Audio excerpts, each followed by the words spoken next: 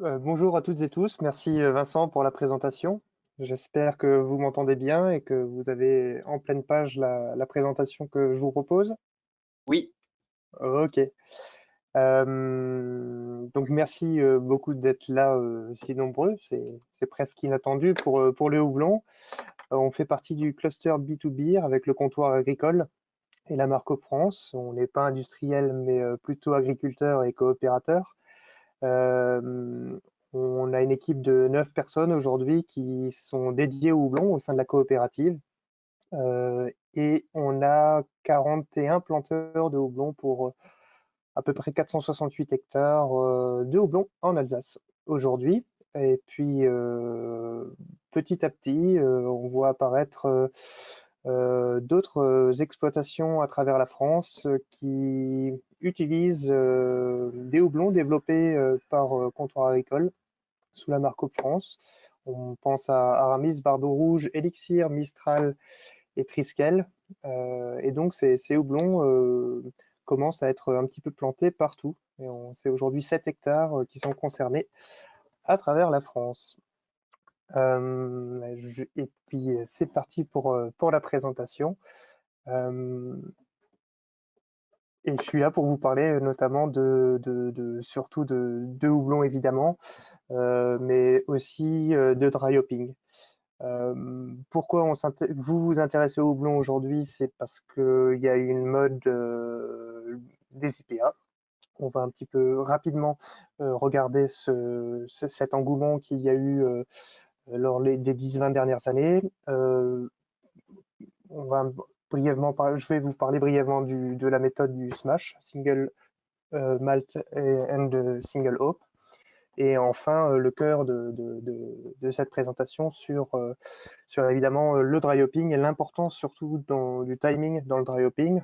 Euh, et je ne passerai pas nécessairement en revue l'équipement nécessaire, la technologie qui est important d'avoir, enfin, les différentes technologies de matériel que vous pouvez avoir pour dry hopper, que ce soit en équipement de brasserie ou les produits liés. Et je ne vous présenterai non plus pas toutes les variétés, ce qu'on peut en tirer. Donc c'est plutôt sur le timing, l'importance de la transformation qui a lieu en fonction du moment où vous mettez votre houblon. Sur cette belle petite coupe de cône de houblon, le cône est à la base, le cône possède ces différentes choses que vous avez sur la coupe ci-jointe. Et ce qui va nous intéresser, nous, c'est les huiles essentielles dans cette présentation, notamment les huiles essentielles, qui sont de l'ordre de 0,5 à 4% du poids total du cône de houblon une fois qu'il est séché. On le sèche pour sa conservation. Pourquoi vous allez dry hopper? Eh ben, c'est la première question que vous vous posez en dry hopping, enfin, en production, c'est comment faire mieux souvent. Et votre objectif, ça va être nécessairement d'ajouter de la valeur à votre produit bière. Et le dry hopping est une technique qui vous permet notamment de vous différencier de par un style, d'affirmer votre identité. Et puis on va aussi pouvoir, en dry hoppant, apporter un petit plus à cette bière. Et ce qu'il va vous falloir faire, c'est choisir quel style de bière vous allez vouloir brasser. Euh, Aujourd'hui, les styles houblonnés sont assez variés. Il va vous falloir aussi choisir quel houblon vous allez utiliser. Et la technologie, ça couvre, j'appelle ça technologie, mais c'est également pas seulement l'équipement, mais on va dire les méthodes qu'on va pouvoir utiliser pour effectuer ce dry hopping. Rapidement pour l'histoire, donc, je vous la fais courte parce que vous avez probablement expérimenté certaines choses et lu énormément, mais ça fait pas de mal dans ces moments où on a le temps de se consacrer, de refaire un rapide tour sur les IPA. Ça il y a une renaissance qui a eu lieu au début des années 2000 aux USA, avec notamment pas mal de bières où on chargeait plus de houblon, avec quatre houblons. Et on a vu notamment émerger un houblon agrume que j'appellerais le roi cascade, qui est à présent, qui était longtemps la variété la plus plantée aux USA, qui a permis la renaissance des IPA. C'est des choses qui évidemment existaient en Angleterre et puis qui existent en Angleterre et plutôt l'Empire britannique, mais on a vu aussi des Hopi Lager en Allemagne voir le jour et puis tomber en désuétude aussi au cours du XXe siècle. Donc on parle d'IPA, c'est des ale, donc à fermentation haute, mais il y a également des fermentations basses.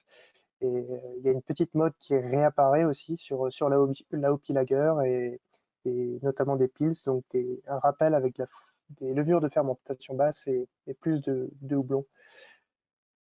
Vous vous intéressez de plus en plus au houblon ces dernières années, c'est notamment grâce donc à cet essor qui nous vient des USA et l'impact premier que ça a eu sur le marché du houblon.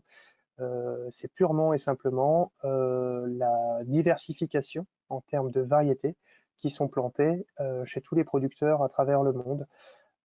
Et ça a un impact très fort sur ce marché agricole et qui a un petit peu relancé certains dés. Notamment, on est passé d'un débat qui était principalement sur une offre et une demande exprimée en kilo alpha, avec à présent un petit peu plus de complexité quand même, parce qu'on arrive toujours à cette même offre de demande d'alpha et poser une offre de production de houblon en kilo alpha en face. Mais aujourd'hui, la diversité des variétés et leur typicité, exprimée différemment selon les terroirs, viennent dynamiser ce marché du houblon. Et on a vu les surfaces réaugmenter ces dernières années. Aux dernières nouvelles, il y a, si je ne me trompe pas, un peu plus de 63 000 hectares de houblon plantés à travers le monde. Et la France, Cocorico, arrive bientôt à 1% du marché mondial. Et je nous en félicite. Ces déclinaisons d'IPA, vous avez un super beau tableau que je vais commenter brièvement. On a commencé avec c'est l'exemple, pardon, des IPA. On a commencé avec 4 houblons, les 4C, Cascade, Columbus, et j'ai oublié les deux là en cours de route, mais les deux derniers. C'était ce qu'on appelait les classiques IPA. Le parfait exemple à l'époque était la brasserie Sierra Nevada qui houblonne avec des cônes et des torpilles où on fait recirculer les houblons. Et justement, sa bière Torpedo et son IPA a sonné un grand coup au début des années 2000. À ce moment-là, on était sur une bière 15-16 de 15-16 plateau avec un petit peu d'alcool. Et on voit un dosage en pommes par hectolitre qui est un peu supérieur au standard de l'époque, euh, qui faisait un peu moins de 1 gramme par litre pour les industriels. L'IBU est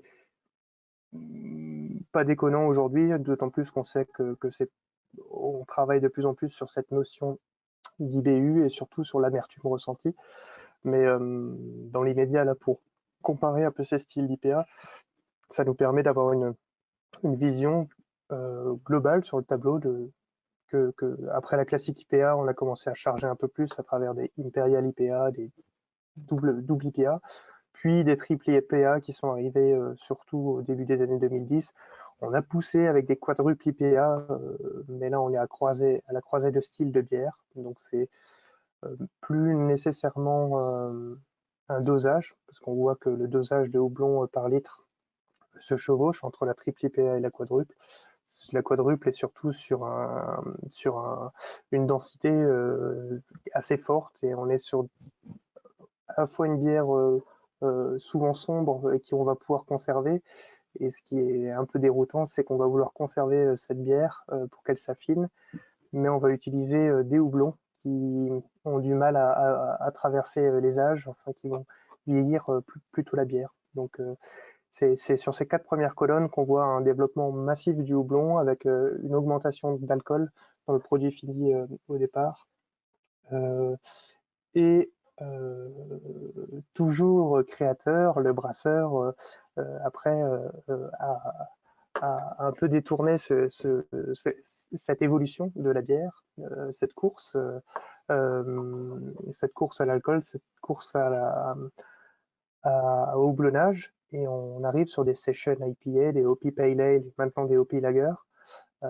Et tout l'objet là, c'est d'arriver à avoir un équilibre en bouche, d'arriver à faire ressortir des arômes de houblon avec des bières qui ont un corps plus léger. Et c'est vraiment pas évident, d'autant plus que pourquoi c'est moins évident. La première chose, c'est l'oxydation que vous allez avoir qui va être très pénalisante pour l'ensemble de votre bière. Donc, on va essayer de lutter contre.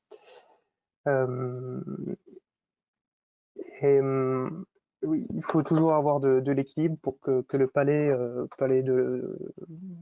quand vous dégustez, ça reste équilibré. C'est pour ça que j'ai une petite remarque attention au dosage trop massif, parce que plus vous allez mettre du houblon, plus vous souhaitez mélanger des huiles essentielles. Et il y a une certaine saturation qui arrive euh, qui va arriver. Plus vous mettez de houblon, moins ça va être efficace marginalement. Donc, faut mener ces tests. Et justement, pour tester une variété de houblon, pas vraiment une recette, mais tester une variété de houblon ou une façon de faire, cette mode qu'on a connue au début des années 2010, c'était le smash. Qu'est-ce que c'est? C'est une recette unique que vous allez répéter. Donc, vous avez toujours le même schéma de brassage, toujours les mêmes ingrédients, toujours la même base. Et le jeu pour vous, c'est de changer un paramètre de cette bière. Donc vous avez une bière de référence et après vous allez changer un seul paramètre, pas deux, parce que sinon c'est un peu triché ou ça va être biaisé. Donc là, dans notre exemple qui va importer, c'est d'utiliser un seul houblon de façon à comprendre l'intérêt de cet ingrédient, ce qu'il va vous apporter dans votre bière et ce qui ne va pas vous apporter dans votre bière. Et c'est vraiment le choix qui va être important pour vous, c'est de comprendre un peu l'intérêt de ce houblon. Mais ça pourrait être, par exemple, sur le smash, garder les mêmes ingrédients et empâter à 72 degrés plutôt que 64, comme vous le faites traditionnellement. C'est des choses qui se font et qui sont à tester peut-être sur des plus petits batchs. L'intérêt également, c'est qu'en termes de gestion de stock, ça peut être parfois un peu délicat d'avoir beaucoup de houblons différents. Quand on dépasse les 8-9 variétés, ça devient difficile. Les houblons vieillissent et il faut savoir les utiliser pour leur fraîcheur parfois, ou alors savoir les utiliser à bon escient dans d'autres bières. On parle de smash, mais l'intérêt d'avoir des smash, c'est donc une fois que vous avez compris ce que vous apporte ce houblon, ce que vous pouvez en retirer, c'est de l'associer avec d'autres houblons que vous avez également compris et de pouvoir mener leurs tests. J'ai eu l'occasion de déguster pas mal de créations de brasseurs à partir des houblons d'Alsace. C'est pas toujours évident d'arriver, c'est pas toujours aussi facile d'arriver au résultat euh, comme pour des houblons américains, ce qu'on dit souvent pour avoir une IPA, mais ça peut marcher et il y a de bons exemples qui commencent à se développer. Et tout l'art, c'est d'arriver à associer les houblons souvent. Passons maintenant un petit peu presque au cœur, j'allais dire, de ce webinaire. C'est le dry hopping, comment ça fonctionne, quand est-ce que je vais ajouter le houblon, surtout. Là, on parle de timing. Pendant combien de temps? Que se passe-t-il durant le dry hopping? Pourquoi on le met à froid?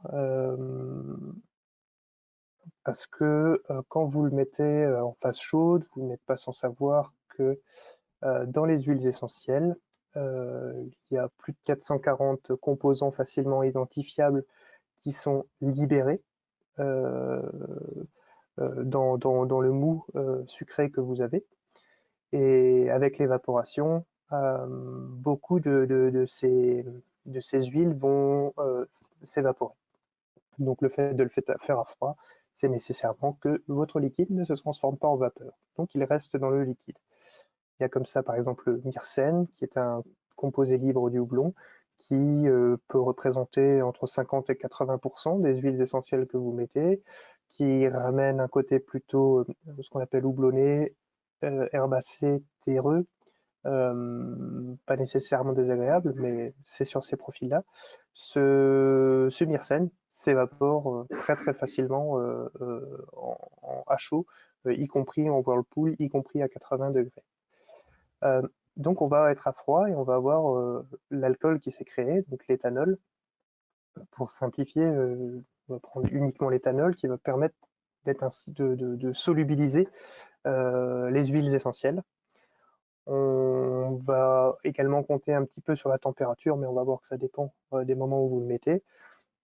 Et ici, on va essentiellement parler de pellet, bien qu'il y ait d'autres produits qui existent à utiliser avec parcimonie, si je puis dire, de façon à la fois pouvoir houblonner de façon à correspondre à votre bière, sans pour autant perdre trop de liquide, de bière plutôt, je devrais dire, de bière lors de l'embouteillage ou du conditionnement.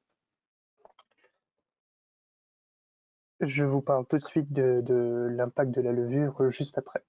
Il faut surtout savoir que s'il y a une mode de l'IPA, le principal ennemi, c'est l'oxygène. L'oxygène résiduel qu'il y a dans votre bière durant toute la fermentation. L'objectif étant de l'évacuer un maximum. Cet oxygène, dans la durée de vie de votre bière, va, une fois que vous l'avez embouteillée et qu'elle est bien gardée, enfin une fois que la bière est bien gardée et que vous l'avez conditionnée, normalement, sauf produit de bière exceptionnel qu'on va vouloir faire vieillir, normalement votre bière, et c'est là que vous estimez, vous, brasseur, que c'est le meilleur moment pour la déguster. Et donc on va essayer d'avoir des bières d'une certaine fraîcheur toujours lors de la vente, que ça soit en vente directe ou que ça soit via différentes méthodes de distribution. Et s'il y a de l'oxygène, vous allez accélérer ce vieillissement.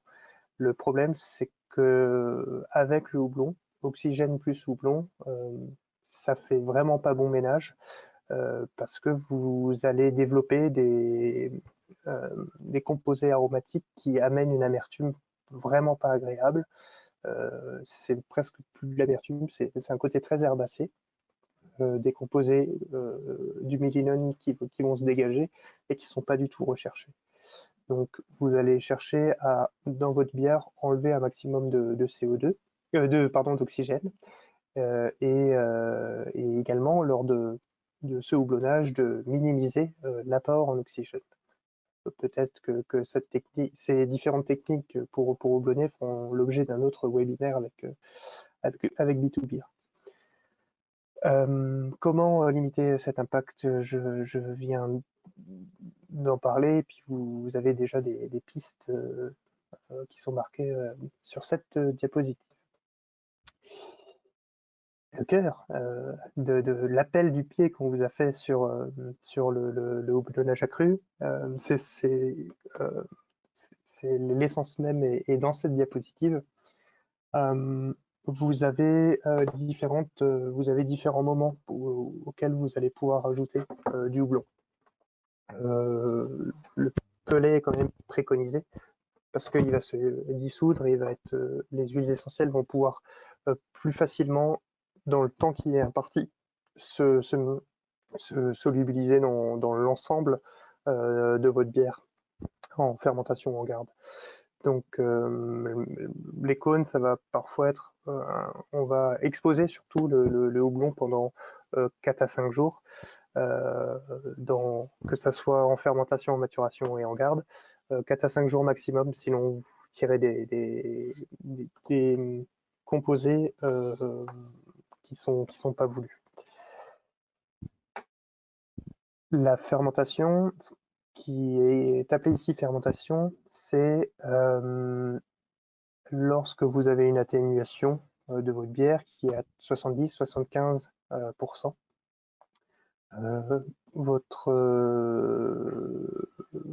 Vous êtes encore entre 12 et 25 degrés selon la levure que vous utilisez. Pardon. Vous n'avez pas encore retiré, purgé des levures. Vous avez encore une activité de levure et vous avez encore des levures en dépôt. Lorsque vous apportez le houblon en dry hopping à ce moment-là, 4 ou 5 jours avant de passer en garde ou en maturation, lorsque vous ajoutez le houblon pendant ces 4 ou 5 jours d'exposition, vous allez dans les grandes lignes retirer plus facilement des huiles essentielles qui vont s'exprimer sur l'aspect fruité. C'est comme ça qu'un barbe rouge, à grande surprise, peut tirer des composés qui vont aller sur de l'agrumes, sur de l'orange, et selon le houblonnage, ça va être plus ou moins massif. Ce sur quoi vous comptez quand vous faites le houblonnage accru à ce moment-là, c'est l'activité enzymatique qui va se réveiller, et les levures vont pouvoir activer des précurseurs dans le houblon et casser des chaînes moléculaires qui sont assez solides en temps normal, et ces enzymes vont pouvoir les découper et libérer des composés liés à ce moment-là, et c'est souvent des composés fruités. Et c'est ce qu'on appelle ici la biotransformation. Comme votre fermentation repart, vous bénéficiez également d'une évacuation d'oxygène qui n'est pas voulue pour la conservation de votre bière. Si vous avez une chasse de O2, ça veut dire aussi que ces composés volatiles se perdent également. Donc il y a un compromis qui va se faire entre une partie qui va rester emprisonnée et une partie qui va disparaître. Pour obtenir des arômes plutôt floraux, on est sur de la maturation. Qu'est-ce qu'on appelle ici la maturation? C'est toujours durant la phase de fermentation, mais vous aurez purgé les levures. Donc il y a une activité de levure bientôt inexistante. On est un petit peu plus froid.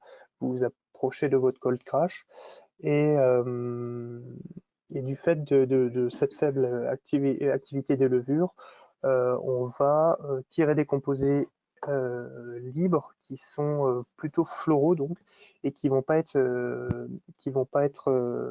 trop éliminés par l'oxygène. Ça va être bien moins fort que durant la phase de fermentation. Vous avez le barboteur qui est un peu plus calme. Donc on profite quand même de l'éthanol, d'une certaine agitation dans le tank de fermentation à ce moment-là, et on obtient d'assez bons résultats. C'est une bonne façon pour tirer ces arômes floraux de certains houblons qu'on connaît pour ça.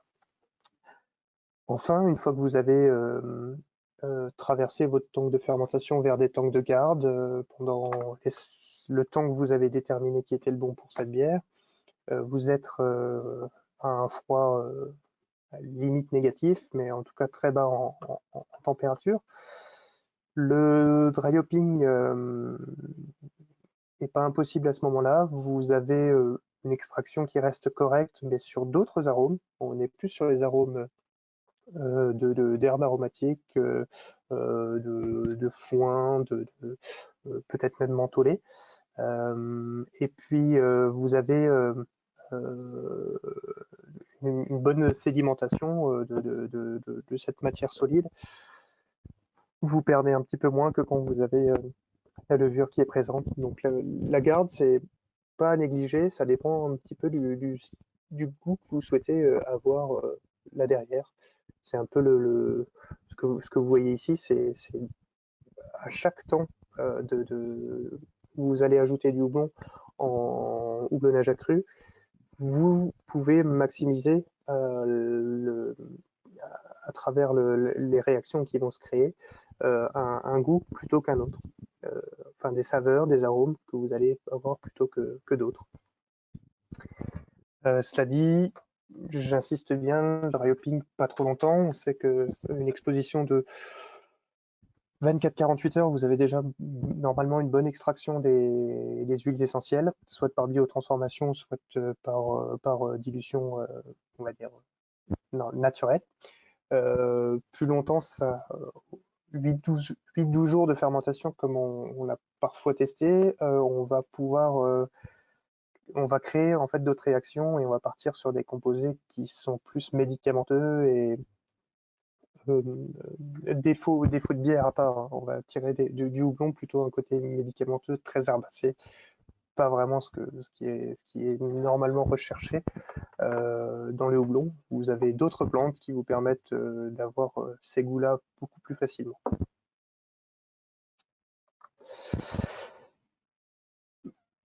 Je fais un petit focus donc sur la partie que vous avez ici en fermentation, 12 à 25 degrés sur cette diapositive. On est à 16 degrés de température optimale alors c'est un petit peu à travailler avec votre levurier, mais on crée pas non plus d'esters ou on crée pas des alcools un peu trop complexes par une fermentation trop haute. Et on bénéficie quand même de par la chaleur, de par la présence d'éthanol, de par l'activité. Euh, il y a une meilleure agitation à l'intérieur de votre tank de fermentation. On bénéficie d'un vrai vivier quand on fait un houblonnage accru à ce moment-là. Je mets mes pelets et ne soyez pas surpris si votre fermentation repart, si vous avez une baisse de densité, c'est bien normal, c'est parce que dans le houblon, vous allez à nouveau découper certains sucres qui vont vous apporter une autre fermentation et on repart à la fermentation pendant quelques jours. Donc ça peut être déroutant, mais faut pas s'inquiéter. C'est une méthode qui permet de développer quand même un peu plus de certains goûts. Philippe, je peux t'interrompre une petite minute? Alors, on a quelques petites questions comme ça dans le chat tout de suite. Peut-être que tu y reviendras. Alors, c'est des questions plus sur la pratique. C'est le fait d'utiliser des sacs à houblon pour le dry hopping a-t-il un impact sur le rendement d'extraction? Et sinon, comment enlever le houblon après 2 à 4 jours si on n'utilise pas de sac? Si tu veux bien, Vincent, je vais répondre une question l'une après l'autre, sinon je risque de les oublier. Généralement, on conseille l'utilisation de sacs houblonnés, surtout avec des cônes. C'est pas interdit pour les pelets, de façon à minimiser la perte de bière à la fin, oui, c'est possible. Après, comme vous l'avez vu, on cherche à avoir une certaine homogénéité, un petit peu comme quand vous faites votre empâtage, vous allez vouloir qu'il y ait la même température, euh, que l'eau soit à la même température partout et que ça soit en contact partout avec votre malt, de façon à pouvoir extraire les sucres partout. Pour le houblonnage accru, c'est un petit peu le même principe. C'est que vous voulez que vos huiles essentielles soient en contact avec un maximum de votre bière. Donc si vous le mettez dans un sac, vous avez nécessairement une agitation qui est un peu réduite, donc une extraction qui est réduite. Mais c'est tout à fait possible, ça dépend surtout de votre équipement et de ce que vous arrivez à en sortir. Ok, alors on a pas mal d'autres questions, mais je pense que je te les poserai. Tu vas continuer ta présentation, je te les poserai après. Ok, avec plaisir. Euh, je pense que tout le monde a lu cette diapo. C'est un peu ce que je vous ai dit juste avant. Euh, et on continue simplement avec un petit focus sur 3 variétés alsaciennes. Euh, Ce que je veux vous inviter à réfléchir ici, et je suis sûr que vous en êtes convaincu, c'est que qu'importe la variété, elle va avoir la variété de houblon utilisée, elle va avoir euh, en elle normalement, en tout cas c'est ce que nous on recherche quand on essaye de trouver une nouvelle variété, c'est de vous proposer d'autres arômes que ce qui existe déjà, en tout cas dans ce qu'on développe quand on est houblonnier. Et c'est à vous d'arriver à les faire parler. Et donc, il y a sur les huiles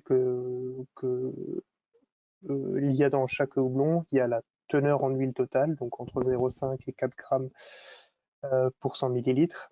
Ça, c'est une donnée qui peut être intéressante pour le dosage. Et puis, de plus en plus, on voit apparaître la volonté de connaître ces, ces- ces ces différentes huiles. Et c'est ça qu'il faut aussi aller chercher. Ça va dépendre de chaque lot et de chaque variété nécessairement. Et puis, donc, aussi de chaque récolte.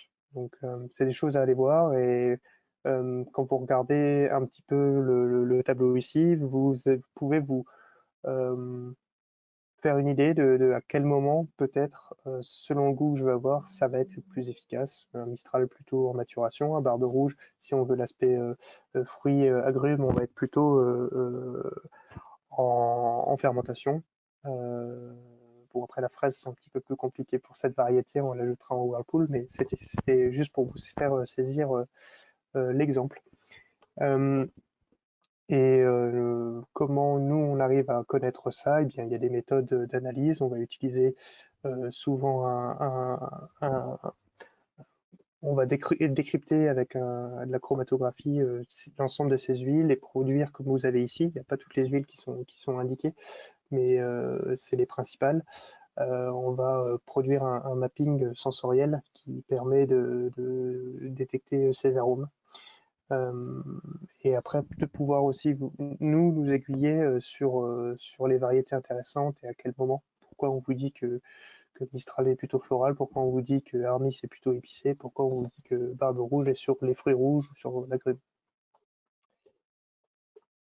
Euh, et je reste là-dessus. Sur les fiches techniques, souvent, on va indiquer la plupart du temps ce qu'il y a dans le houblon.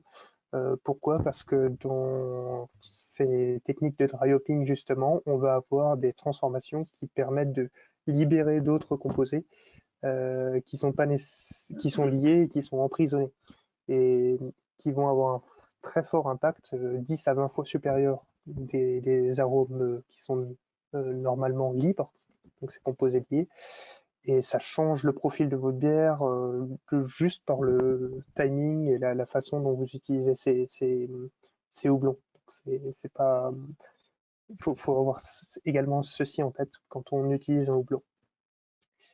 Un peu de réclame et je passe à présent aux questions. Je vous remercie de votre attention. Ok, alors je vais te poser les questions qu'on a eues dans le chat depuis tout à l'heure et puis après, Ouais. ben, il y aura d'autres questions certainement qui s'ajouteront. Donc, il y a une question qui a été posée par Yaya au tout début, c'est est-ce que le houblonnage à froid apporte des unités d'amertume, notamment dans l'analyse chimique par exemple? Est-ce que on sait que c'est plutôt pour l'aromatisant, mais En fait, c'est un débat qui a lieu des choses qu'on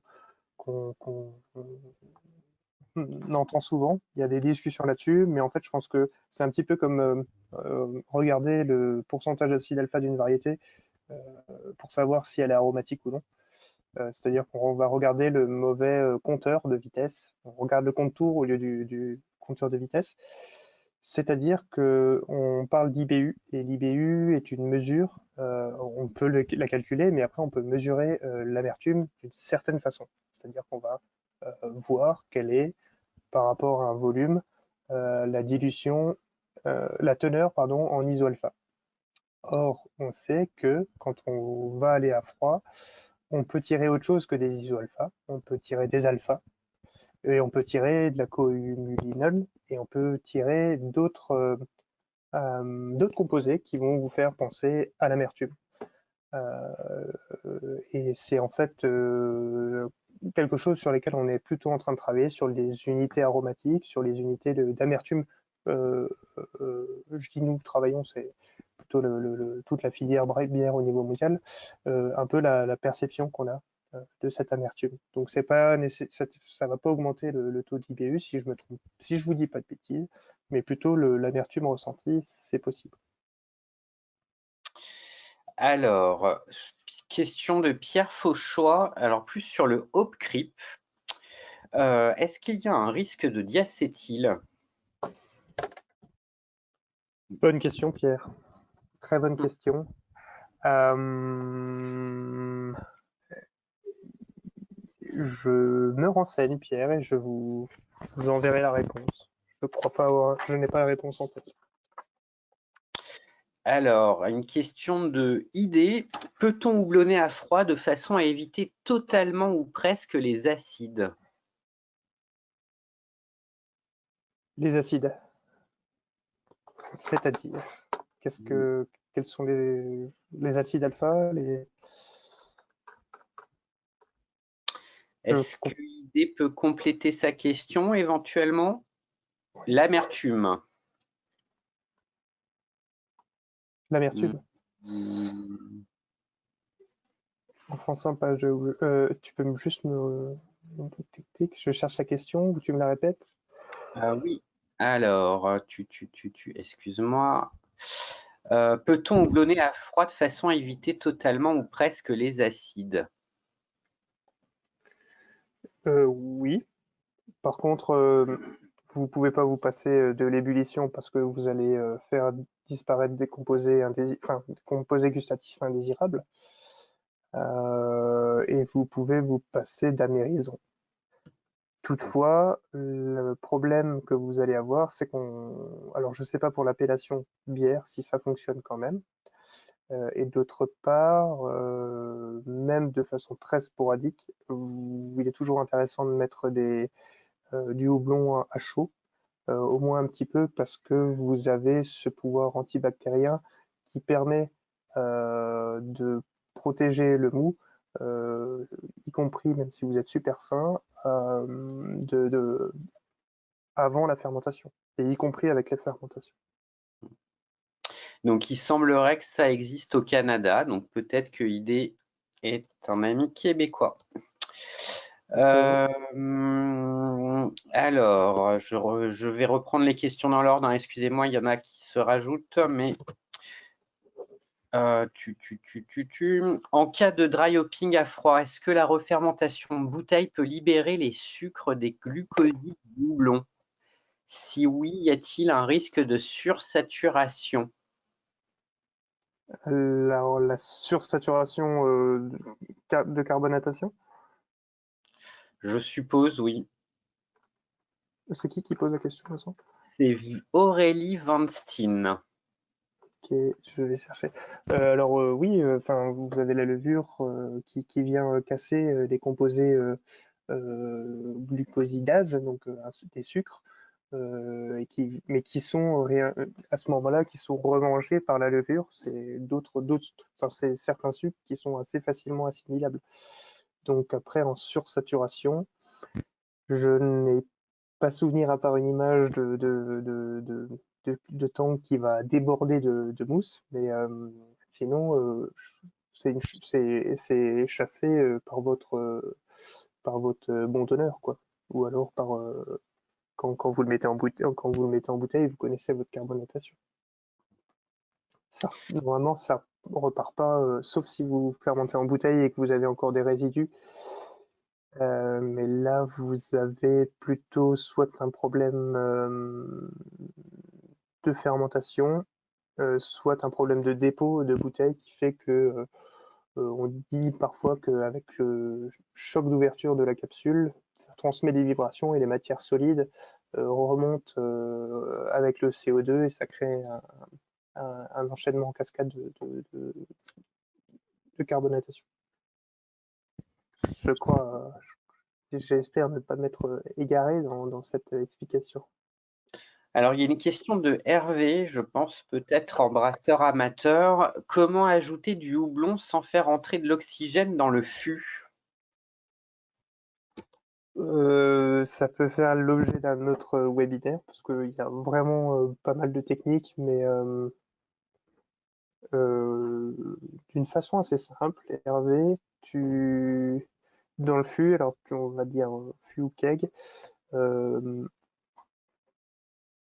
tu vas avoir un contenant à part par lequel un autre keg par exemple, dans lequel tu vas avoir soit de l'eau distillée, soit de la bière, dans lequel tu vas dryoper, tu vas mélanger tu vas faire ton dry hop dedans, on va faire une sorte de prémix avec, et après tu vas pousser avec dans ta fermentation, tu vas pousser par un échange de façon à mélanger les deux aspects ou pousser directement par CO2 le, le liquide prémix dans ta bière. Mais c'est assez compliqué d'enlever entièrement l'oxygène quand même. Ce qui se fait souvent, c'est une petite chambre où on a enlevé tout l'oxygène et puis on a fait un pré-dry hopping. Je crois qu'il existe également maintenant sur le marché de façon assez accessible même sans faire de prémix, vous mettez le houblon dans un petit réservoir au-dessus de votre fût. On fait le vide d'air après avoir ajouté le houblon dedans et ça permet d'enlever en partie l'oxygène. Que vous utilisez des pellets ou des cônes, il y a toujours un oxygène résiduel qui va être emprisonné dans le houblon. C'est une façon de limiter en tout cas l'apport d'oxygène. Il faut quand même arriver à le chasser. Alors, une petite question aussi, on va changer de sujet régulièrement dans les questions, mais un petit clin d'œil d'Edouard. À quand le cryo chez Hop France? Le cryo, c'est une marque déposée, donc ça ne sera pas cryo. Très sincèrement, faut avoir les pieds sur terre. Le développement de produits de houblon, ça nécessite un budget assez conséquent et des savoir-faire assez conséquents qu'on n'a pas aujourd'hui. Donc, on n'axe pas la recherche sur la transformation du houblon. Cette année, on va tester on va tester à nouveau une unité de pelletisation. La pelletisation n'est pas faite chez nous, donc on est déjà très content de pouvoir transformer nos cônes en pellets pour tout ce qui est bio. Et c'est déjà un bon premier pas, un fort investissement évidemment financier, mais aussi dans le futur que fait Hop France. Et donc pour le développement d'autres produits, je pense qu'il va falloir, si on peut toujours y songer, mais c'est pas à l'heure du jour.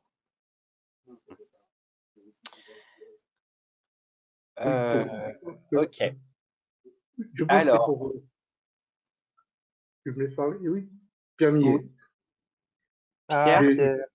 Oui, d'accord. Bon, pour ça, alors, je voudrais savoir d'abord quand vous faites du dry hopping, si vous faites sur des bières qui sont filtrées ou des bières qui ne sont pas filtrées. Les deux, mon général. Les deux, mon général. Ça dépend surtout de votre équipement, si vous avez si vous avez un filtre ou pas. Donc, pour une bière qui n'est pas filtrée, on peut pratiquer la technique des Kreuzen, quand il s'agit de se protéger d'oxygène lorsqu'on rajoute du houblon pour le dry hopping. Ça consiste à rajouter 2 ou 3% de bière en pleine fermentation, donc en phase de Kreuzen, donc de la bière qui a été pratiquement terminée. Et le fait de faire ça, ça la remet aussi sec en milieu, je dirais, l'Est. Oh, En oui, Occident. c'est un peu Une technique qui existe traditionnellement. Hein. Traditionnellement, ça se fait couramment hein, de pratiquer la technique des Kreuzen. Ça met la bière en milieu réducteur du reste et ça favorise. On n'est plus tributaire du traversage à temps donné et autres. On peut aller en fermentation jusqu'à la limite sans problème et puis ensuite, on rajoute jusqu'à 15% de Kreuzen et on est tranquille. C'est une technique qui a été très largement utilisée. Et cette Donc, technique, ça fait un peu de la elle se... fermentation. Pierre, Une fermentation de produit, Pierre, vous n'avez plus d'oxygène. Hein. Dans un milieu Pierre, fermentaire, vous n'avez plus d'oxygène, c'est certain. C'est certain. Pierre, Parce que la première bulle de gaz carbonique qui se produit, elle va chasser l'oxygène, c'est certain. Pierre, petite D'ailleurs, question. il y a une méthode La méthode classique de de Pierre, oui, la il y a une méthode de méthode classique de Kreuzen, vous, contrôle de l'aromatisation, de la régulation de la fermentation, c'est par le dosage des arômes qui sont envoyés avec le gaz carbonique qui s'échappe des fermentations. Ça existe. Hein. On oui, règle la fermentation en fonction du débit d'arômes qui sont évacués au fur et à mesure. Ça existe, ça a été fait par Timan. d'accord. Bon, puis il y avait une autre question à poser, c'était celle-là de vous ne parlez pas du rendement de houblonnage. On sait que dans une technique classique de fermentation, de houblonnage en fermentation, c'est-à-dire la fermentation, le houblonnage en cube, par ébullition, en plusieurs fois éventuellement, le rendement de houblonnage est de l'ordre de 30%. Quand il est bien fait. Hein.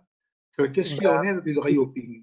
tout est là, la question, Pierre, sur le quand il est bien fait. Quels sont les différents avantages de différentes méthodes et est-ce que c'est accessible au plus grand nombre aujourd'hui? Oui. Je- Enfin, je ne sais pas si tout notre public qui est par exemple équipé avec un CIP.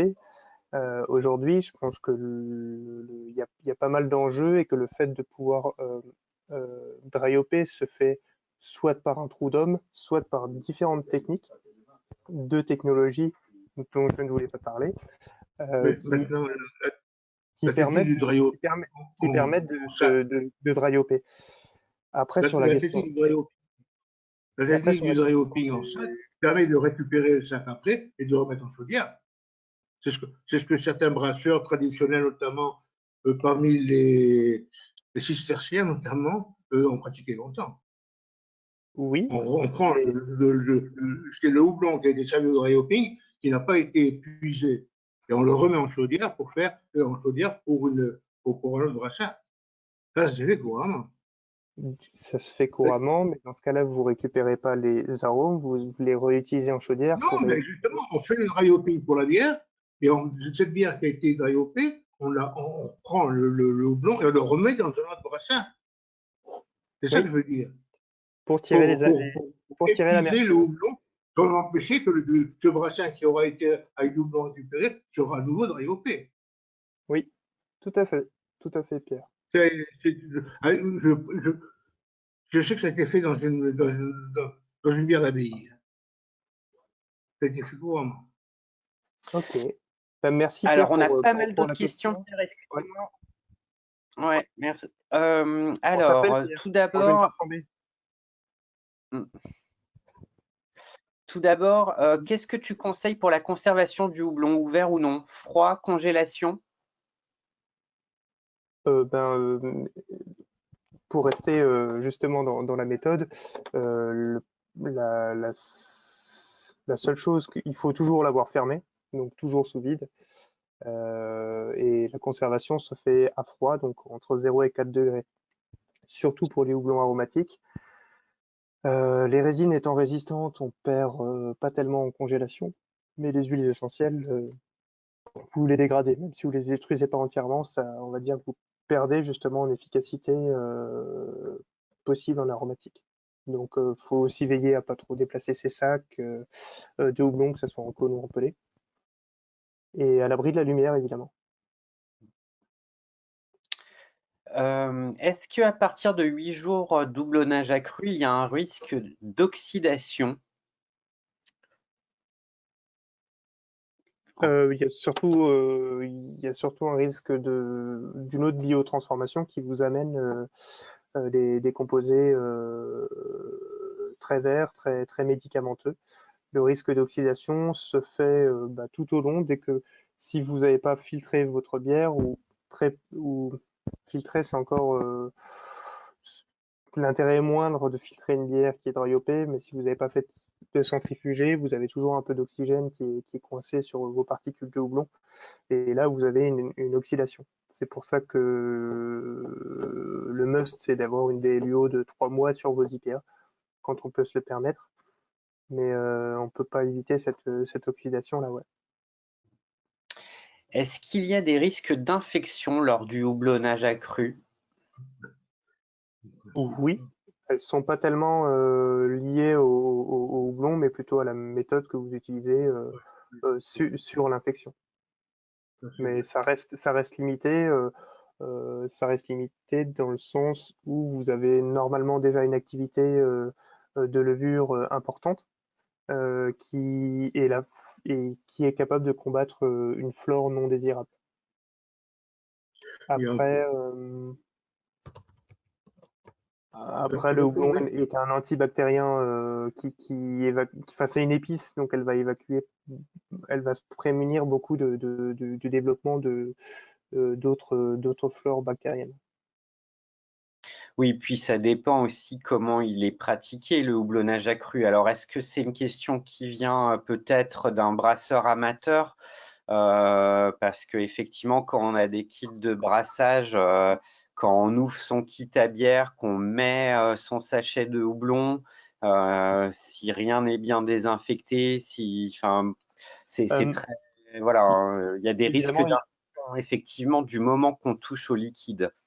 Il y a évidemment la méthode, le processus qui est dry hoppé, et puis on va aussi dire quand je dry hop, j'ai toujours des problèmes d'infection derrière. Est-ce que c'est de l'infection? Est-ce que c'est une fermentation qui est perturbée? Si vous dry hoppez trop tôt, par exemple, je ne l'ai pas dit, mais si vous dry hoppez trop tôt, vous perturbez le développement des levures. Elles n'ont pas le temps de faire leur job. Enfin, vous allez les stresser et elles vont avoir une réaction qui est peut-être pas voulue. Donc, on tire d'autres goûts ou on empêche leur développement, et c'est ce qui va pouvoir aussi peut-être développer des infections. Mais c'est plus sur les process, c'est sur la prise d'information au moment de dry hopper qui est importante.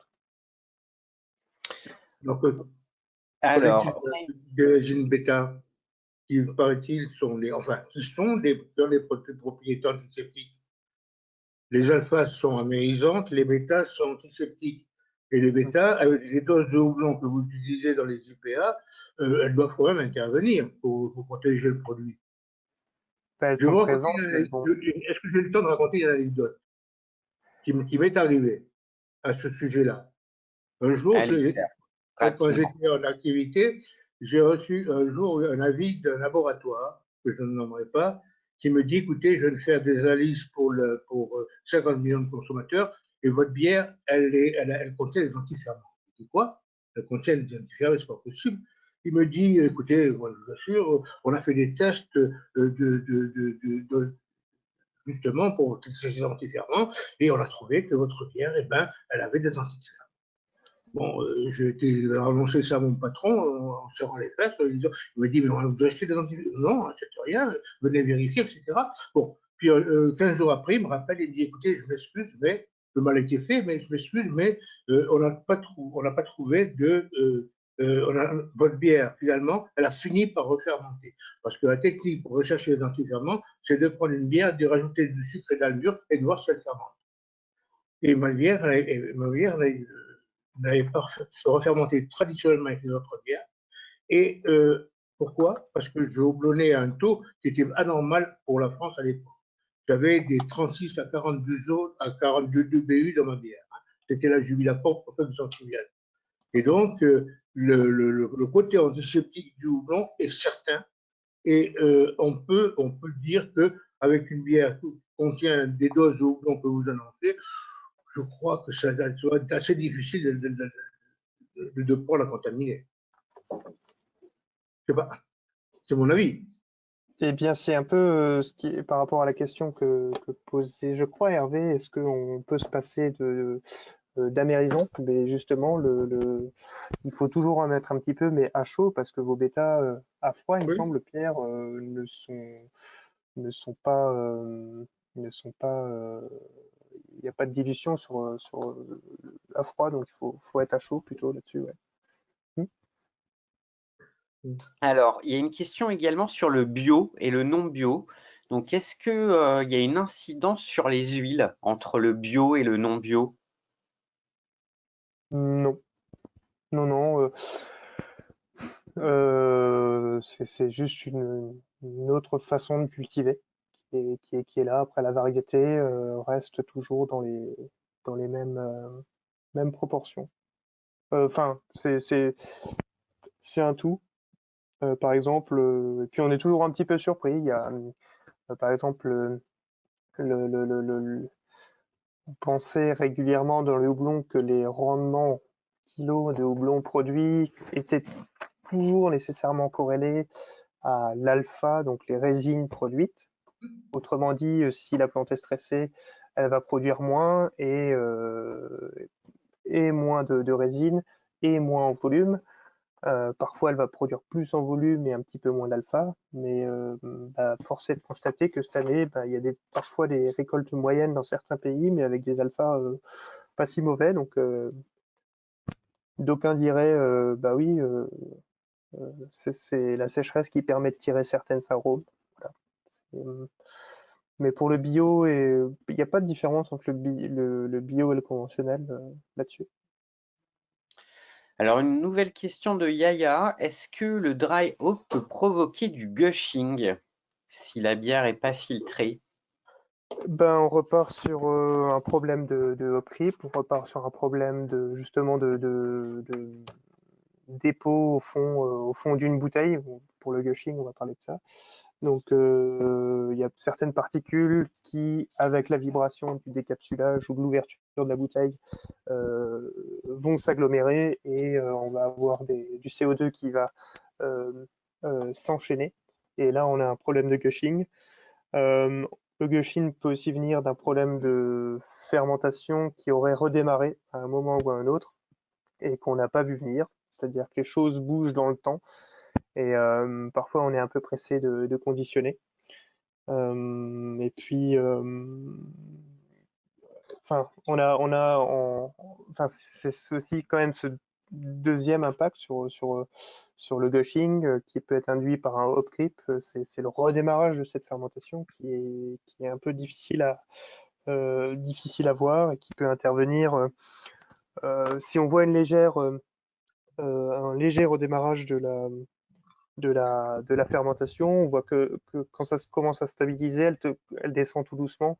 Et c'est en fait, on peut se dire que la fermentation est terminée, qu'il n'y a plus d'activité. Mais souvent, en fait, elle va continuer un peu plus longtemps. Et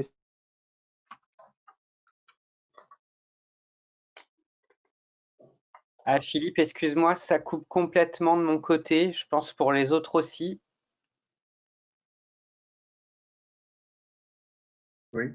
ça peut prendre plusieurs jours, et y compris plus longtemps que les deux à retirer les houblons et puis après à être assez vigilant sur l'activité biologique, on va dire, dans la bière. C'est et la présence de houblon et la présence de levure qui, notamment donc sur les bières pas filtrées, qui peuvent poser problème et donc provoquer des Alors, une question de Sylvia sur le terroir. gushing. Est-ce que le terroir peut influencer la teneur en huiles essentielles? Ah, alors je ne sais pas si Philippe?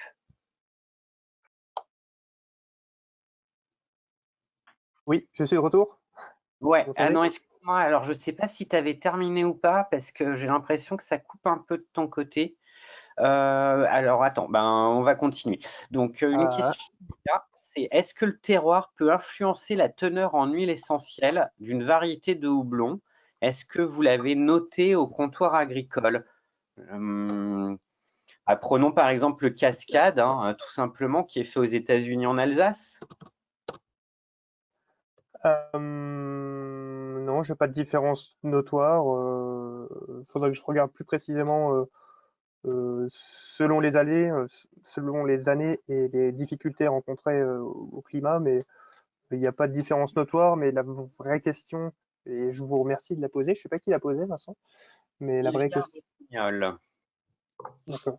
Ce qui va vraiment être intéressant dans les prochaines années, c'est de voir ces houblons franco-français sortir des frontières de l'Alsace pour voir un peu ce que donnent ces huiles. Alors, il y a la teneur globale en huile, et puis après, il y a comment la variété va développer plus ou moins son profil. Est-ce que ça va être un nouveau profil ou pas? Voilà, ça va être intéressant. Une question de Arnaud. Pour les Hopi Lager, la bonne méthode est-elle de dry hopper après la phase de diacétyl pour limiter les pertes d'arôme?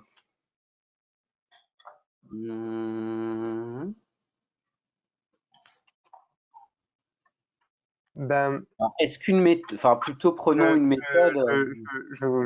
J'adore ces webinaires parce que ça me permet d'aller après chercher d'autres réponses et qui ça nous fait écho à la question de Yaya de départ.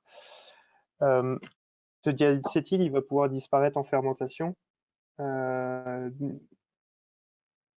Et je pense pas que du coup ajouter le houblon plus tardivement, ça soit la meilleure méthode. Pourquoi? Parce que, enfin, en fermentation, hein, donc sur la première phase, faut qu'il y ait quand même cette activité enzymatique qui soit là et qu'il y ait une certaine chasse pour enlever ce diacétyl. On va en, on va en recréer nécessairement parce que la fermentation repart, donc la levure doit redigérer ce diacétyl. Donc, il vaut mieux respecter ces temps-là, y compris sur une fermentation basse. Parce qu'une Hopi Lager, ça se fait comme une IPA. C'est aussi un dry hop, même si une Lager c'est quand même à froid. Oui, enfin, les deux sont à froid, Vincent. Après, c'est juste c'est pas les mêmes profils de levure. Elles vont pas travailler aux mêmes températures. Donc, on va être un petit peu, on va être moins haut en température et on a moins ce dégagement justement dû à la chaleur. Mais moi, je me note cette petite question sur le diacétyl et sur les Hopi Lager. Oui, à propos du diacétyl, du gauching. Du gauching dont on parlait tout à l'heure, il y a une étude qui a été publiée récemment par le BC dans laquelle le déoxynylvalénol, donc l'huile essentielle, serait responsable du gauching, en partie, avec le fusarium et les oxalates qui peuvent se former. Donc, c'était publié par le BC. Maintenant, il y a une question que je voudrais poser, c'est est-ce que il est reconnu maintenant que les huiles essentielles de houblon et le houblonnier de façon générale sont des produits anticancérigènes. Et à ce titre-là, les fabricants devraient faire une publicité beaucoup plus active. Non? D'où te vient cette question, Pierre? Hein? C'est publié dans le BC, hein, le côté anti-cancérigène du houblon, ça a été publié, et Patrick Boivin l'a repris dernièrement parce qu'il a fait une conférence sur le houblon au salon. Mais tu dis que c'est cancérigène et là tu me dis que c'est pas cancérigène, c'est pour ça, à moins que j'ai mal compris. Non, je dis que le houblon n'est pas cancérigène. Non, il intervient dans le gauching, mais il n'est pas cancérigène. Au contraire, il serait contre le cancer. Ça sera un produit anticancéreux. Oui, alors Je vous invite à poser la question à Patrick Boivin. Il a fait des articles là-dessus. Si tu veux, tout à fait, ouais, mais c'est remis au goût du intéressant jour. parce que ça peut être une arme pour promouvoir la bière. Non, mais ça, La par contre, Pierre, effectivement, je pense que le ministère de la Santé va pas être très content qu'on fasse ça. Oui, on peut le dire quand même. Ça pose d'autres soucis, mais après, c'est pas une nouvelle étude. Je pense que c'est autrement mis en valeur. Parce que le fait qu'il soit non cancérigène, y compris la bière, le houblon en étant un ingrédient, on peut pas. Je pense que il y a pas mal de recherches à faire sur l'ensemble Oui, des mais ingrédients de la bière. ces recherches sont Après, entreprises. Est-ce que vous avez accès aux résultats de l'EBC? ou en partie, oui, puisque on C'est- va. Oui, il y a au moins une dizaine de publications là-dessus, hein, déjà, qui ont été faites. Ouais. Ok. Mais C'est important. je sais que c'est non, mais je sais que c'est également utilisé en phytothérapie pour plutôt la prévention du cancer et non la curation. Oui, la prévention, Euh, oui. et, Oui, désolé. C'est la et prévention. après, je pense que tu as vu ces études. Alors, j'ai pas retenu le nom de la molécule, mais tout ce qui est sur des flavanols, etc. C'est connu pour prévenir le cancer. Maintenant, Oui. ouais, la consommation de houblon, ouais. Il y a Edouard qui ajoute dans le chat, tous les antioxydants sont anticancérigènes. Et tout à fait, en fait.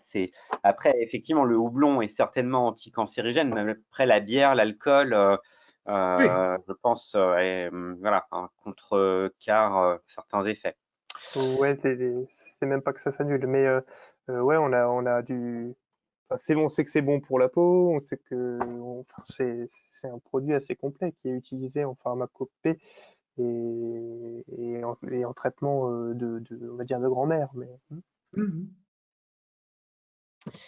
Alors, il nous reste quelques minutes, donc n'hésitez pas à poser vos questions. On a encore 5 minutes là. Voilà, si vous avez envie de réactiver vos micros, vous le pouvez, soit dans le chat. ouais, on mangera des carottes aussi, c'est promis.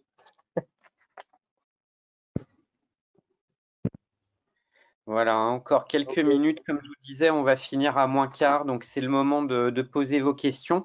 Je vais vous remettre également les coordonnées de Philippe dans le chat que vous pouvez contacter. Hein. En Donc, en tout cas, plus, moi, je voulais vous remercier pour ces questions qui, vous le voyez, ne manqueront pas de me faire progresser pour vous proposer toujours un meilleur contenu. Et puis merci de votre temps en tout cas. J'espère que ça vous a plu.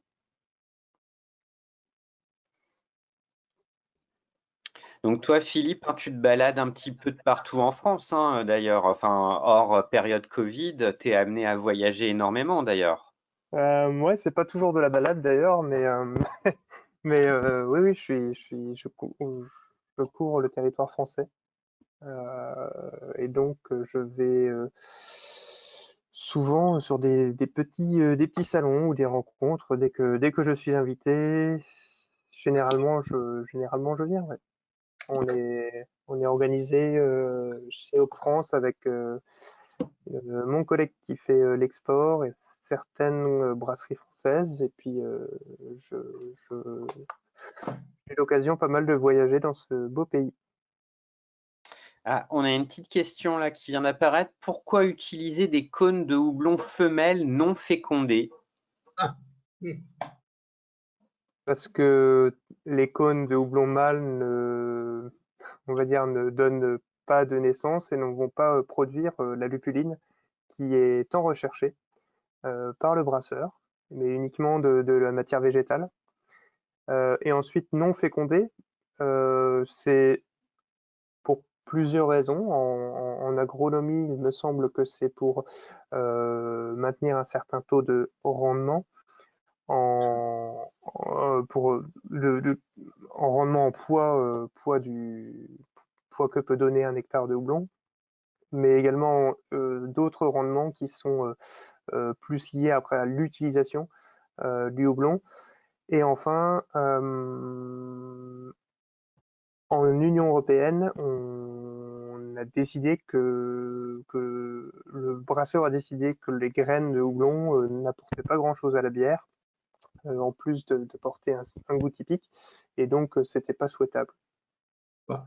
Cela dit, c'est pas interdit de commercialiser du houblon avec des graines, y compris produits en UE. C'est juste après une règle qui va changer.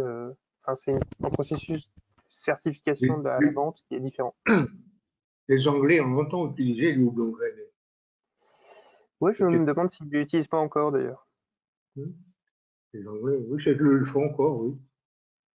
Et ça joue sur le poids du cône sans rien apporter aussi. Donc au final, alors, dans les houblons qu'on commercialise aujourd'hui, on va respecter la réglementation et il y a une part qui dépend de la variété, qui dépend des conditions climatiques. Une plante stressée va vouloir se reproduire, donc grainer plus facilement. Ou une variété qui se cherche va essayer de toute façon stressée, va produire des graines. Donc il y a toujours un petit peu de graines, mais ça va être dépendre de la variété et puis relativement peu dans le poids du houblon qu'on indiquait ici. Alors, il y a Nathalie qui nous demande si tu as les mêmes données sur le dry hopping et la fermentation basse. Bah, je pense que ça fera peut-être l'objet d'un prochain webinaire. C'est un petit peu ce qu'on parlait tout à l'heure sur les hoppy lager. Hein. Et la fermentation basse. Et ça revient au hoppy lager, non? Alors, tout à fait, Vincent. On est sur de la lager, mais je n'ai pas ces données, étant donné que il y a 2 ans, pour faire simple, il y a 2 ans, on savait qu'il y avait une interaction entre la levure et le houblon, mais on n'avait pas encore, où ça venait de sortir dans les publications, fait le lien entre les bêta-glucosidases et le houblon. Donc, il y a des enzymes de certaines levures qui vont pouvoir agir et qui vont pouvoir agir sur le houblon. Donc, des composés qui sont liés dans le houblon. Par contre, la question sur la hoppy lager, et ça serait sympa d'avoir aussi peut-être une présentation croisée avec Florian qui est partenaire B2Peer aussi, l'allemand. C'est la capacité qu'a la levure à pouvoir travailler ces composés et d'amener ces enzymes de façon à découper les molécules liées. Donc pour la hoppy lager, je n'ai pas connaissance d'une levure qui permet d'activer ça. Par contre, il y a des études qui sont menées sur ce que amène chaque levure en fonction de 2-3 variétés différentes. Ça existe, mais je ne les ai pas à ma disposition. C'est plutôt mené en amont par les marchands de levure. Alors, il y a PA qui nous demande ce que tu penserais d'un houblon stocké depuis 15 ans dans un nori. Je ne sais pas ce que c'est un nori. Que c'est des algues rouges japonaises, PA? Noir. Dans le noir, ok. Des algues rouges japonaises, j'irai chercher de toute façon. Non, parce que les nori, voilà. Mais en fait, non, c'est stocké dans le noir. Donc, un houblon stocké depuis 15 ans. Je vois que B2Beer te permet de voyager au Japon. Très bons articles sur l'essor de la microbrasserie japonaise à consulter sur B2Beer. Que penser? Alors, très sincèrement, PA, on va faire. Tu es le bienvenu en Alsace pour voir. Tu fais une analyse visuelle et sensorielle de ton houblon pour savoir à quoi il ressemble. Donc, je suppute qu'il est tout jaune. Je ne sais même pas s'il sent encore la chaussette, mais je pense qu'il a encore quelques bêtas et qu'il pourrait être utilisable dans une bière. mais je ne sais pas ce qui pourrait être amené d'autre qu'une partie résiduelle des résines qui sont encore dessus. Parfait pour un lambic, tout à fait. Enfin, parfait, je ne sais pas, ça a à voir avec, avec l'ingrédient que tu utilises, à quoi ça ressemble. C'est vraiment là un jugement qui est empirique. Donc, il semblerait, PA vient de rajouter que il a mis en place une recette avec ce houblon qui était un cascade et les arômes étaient magnifiques, mais il ne lui en reste que 100 grammes. Ok, bon, bah, peut-être un houblon exceptionnel ou une très bonne recette aussi, ouais. Ouais, c'est parti pour. Je sens que PA, tu vas devenir le prochain vieillisseur de houblon sur Terre, comme les maîtres brasseurs qui font maturer leur bière pendant plusieurs années. Oui. Il y a eu une brasserie alsacienne qui houblonnait avec du houblon sur année. Elle ne prenait que du houblon qui était 4 ou 5 ans, hein, carrément. Hein, je ne dirais pas. Il faut trouver, nous on avait. Elle est fermée dessus, hein, mais enfin, je ne dirais pas le nom là. Si, tu peux, Pierre. Il faisait pas la Jubilator, celle-là. Oui, non, c'était pas ça. Non, pas. Ok, bon, on va clore cette session pour aujourd'hui, à moins que quelqu'un ait vraiment une question. Voilà, si quelqu'un a une question importante à poser maintenant, c'est le moment ou jamais. Sinon, on va laisser Philippe à son travail. Est-ce qu'on peut faire du dry hopping avec des extraits pré-isomérisés? L'extrait de houblon pré-isomérisé, est-ce qu'on peut faire du dry hopping avec? Alors, deux choses, Pierre. Quel intérêt de pré-isomériser un houblon si c'est pour l'utiliser en aromatique, étant donné que tu vas utiliser ce produit pour augmenter son efficacité amérisante. Donc, ça n'a pas vraiment de sens de ce côté-là. Et de l'autre, quoi qu'on en dise, le processus. Ah, si on l'a en pellet, ouais, peut-être. Après, si c'est en extrait, comme tu le dis, pré-isomérisé, le processus qui fait passer de pellet à cet extrait, et ben, on tire des résines, mais on martyrise quand même sacrément les arômes. Mais il y a quand même, on parlait d'efficacité aromatique tout à l'heure sur le dry hopping. D'ailleurs, l'extrait isomérisé, il me semble qu'il s'utilise à chaud et uniquement de façon à ce qu'il soit dissous. Et il y a assez peu de. C'est pas ce produit-là qu'on va utiliser à froid. On va plutôt utiliser soit un mélange d'huile, soit la variété unique, où on va essayer d'extraire uniquement les huiles par solvant. On peut faire de la pré-isomérisation par cuisson-extrusion. Il y a un brevet qui a été déposé en Angleterre et par EDF en même temps sur la cuisson-extrusion du houblon qui permet de le pré-isomériser sans avoir une destruction importante de tous les thermiques en tout cas. À quel prix? Donc, pré-isomérise. Et à quel prix? C'est Klextral qui avait lancé le truc à une certaine époque. La société Klextral qui fait justement des cuissons extrusions.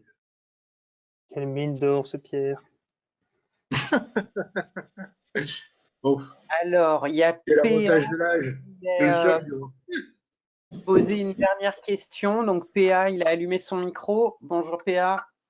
Bonjour tout le monde. Alors, petite question d'amateur.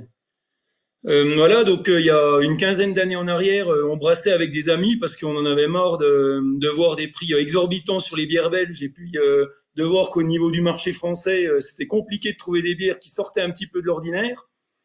Et donc, originaire de Bourgogne, donc pas mal de malteries, une malterie à côté de chez moi, famille d'agriculteurs, donc forcément, on s'est mis un petit peu avec des amis à vouloir récupérer des houblons sauvages, à commencer à brasser, peu importe. La vraie question, c'est ça, on a fini par découvrir le cascade. À l'époque, comme je vous l'ai mis en message, le cascade n'était pas très onéreux, hein. Et notre activité de passionné, en fait, hein, on faisait le tour de toutes les salles des fêtes pour récupérer les bouteilles de champagne et compagnie pour pouvoir laver et puis distribuer nos bières un peu à tout le monde. On avait fait un peu un joli stock de cascade, parce que un houblon hyper intéressant en tout cas pour moi et puis pour les goûts qu'on appréciait dessus. Et bah voilà, cette passion finalement elle a diminué. Tout le monde a déménagé à droite à gauche. Moi, j'ai déménagé également. Je suis parti dans le Haut-Doubs. Dans le Haut-Doubs, la première chose que j'ai voulu faire en arrivant, c'était brasser. Donc voilà, donc j'ai rebrassé avec différents maltes, etc. Peu importe. J'ai retrouvé ma petite boîte de cascade dans laquelle j'ai à peu près, je pense, j'avais 800 grammes de cascade. J'ai remis en place une pils avec ce cascade qui est utilisé voilà, en sortant des arômes qui sont très appréciés par pas mal de personnes à côté de chez moi. Ça part dans des petits fûts de 5 litres, etc. Et malheureusement, voilà, la vraie question, c'est ça. La question, même les fûts de 6 litres, hein, les Perfect Draft, ça marche très très bien également. La vraie question, c'est ça, c'est il me reste à peine 100 grammes de ce cascade. La recette, elle a été mise en place avec ce confinement, hein, il y a eu du bon aussi. Hein, le fait de s'isoler, bah, ça permet de réfléchir et puis de refaire des choses un peu différentes. Et voilà, comment je peux titrer ce qui reste dans mon houblon, dans mon cascade, pour être sûr de pouvoir bah, maintenant essayer de refaire cette même recette, parce que j'arrive gentiment au bout. Mon stock, je pense que fin du mois, voilà, il n'y aura plus rien. Donc, il va falloir que je retrouve du cascade. Bon, ça, c'est pas compliqué, mais de retrouver tous les arômes, enfin, le peu d'arômes peut-être qui restent, mais qui permettent de donner une typicité à ma bière. La vraie question, elle est là. Vincent, n'oublie pas de mettre mon contact. J'ai peut-être une solution si tu veux. Par contre, pour ce qui est de tes 100 derniers grammes, va falloir les consacrer uniquement à une analyse en labo. Il y a un labo français plusieurs labos français qui peuvent te renseigner, que ce soit chez Oceania ou chez IFBM, pour voir un peu ce qu'il y a. Par contre, le problème que tu rencontres là, c'est que 100 grammes, c'est pas grand-chose pour faire une analyse, donc à voir avec ces labos ce que ça peut avoir. Comment on analyse le blond Pardon, excusez-moi. Pour savoir ce qu'il y a dedans, il y a différentes méthodes qui sont répertoriées, en tout cas reconnues en Europe, dans d'autres pays également, qui vont pouvoir te permettre de savoir un peu ce que tient comme résine ce houblon. Je pense pas que c'est le côté aromatique, comme on en a parlé avant, qui est intéressant. Mais ça se fait, une petite analyse sur la teneur des résines qu'il y a, c'est possible. Oui. Après, je pense pas, je suis pas sûr que la variété en tant que telle soit la clé de voûte de ta recette. Ok, très bien. Mais en spectroscopie infrarouge, on pourrait voir quelque chose ou pas, à votre avis? Je Ou n'en est-ce qu'il y a sais des rien. choses intéressantes? Je n'en sais rien. Je vous avoue que je connais pas la méthode. En solubilisant justement dans de l'éthanol ou dans un Ouais. alcool pour essayer d'extraire ces différentes huiles. En On, spectroscopie, on vient faire vibrer les différentes on, liaisons. En fait. Et puis, on utilise Toluol pour ça. Mais enfin, si vous avez vous la possibilité de le faire chez vous, il y a peut-être un petit protocole à suivre. Ouais, ça doit pas être trop compliqué. ok. Je vous remercie en tout cas hein, pour ce professionnalisme. C'est vraiment la grande classe, hein, votre webinaire. Là. Merci beaucoup. Hein. Merci beaucoup, PA. Merci, Ok, au plaisir. Ça fait plaisir. Merci. ça joue. Merci. Ouais, merci PA. Bon brassage. Et le comptoir agricole a du cascade hein, d'ailleurs. Hein. N'hésitez C'est pas. vrai. C'est vrai. On a quelques variétés. Mais, bon. Merci en tout Ah cas. oui. Ok. Oui. Eh bien, écoute, Philippe, il est 15 h. On va te laisser retourner à ton travail. Oui, Je mets dans le chat de nouveau ton contact. Il y a Gabriel qui a raté le début. Vous pouvez contacter Philippe dans l'après-midi. N'hésitez pas. Je suis à Et votre disposition. puis, on vous remercie tous. Merci Philippe pour ta disponibilité, ta présentation. Et je vais te laisser les derniers mots de fin et je clôturerai la session. Eh ben, merci à tous pour votre attention, pour votre disponibilité. J'espère que vous allez bien vous porter, que n'oubliez pas que faut boire avec raison, il faut produire avec passion, produire peu mais produire bien. Et puis surtout, éclatez-vous. On n'a qu'une vie. À bientôt pour un prochain webinaire. Merci beaucoup. Je ferme la session.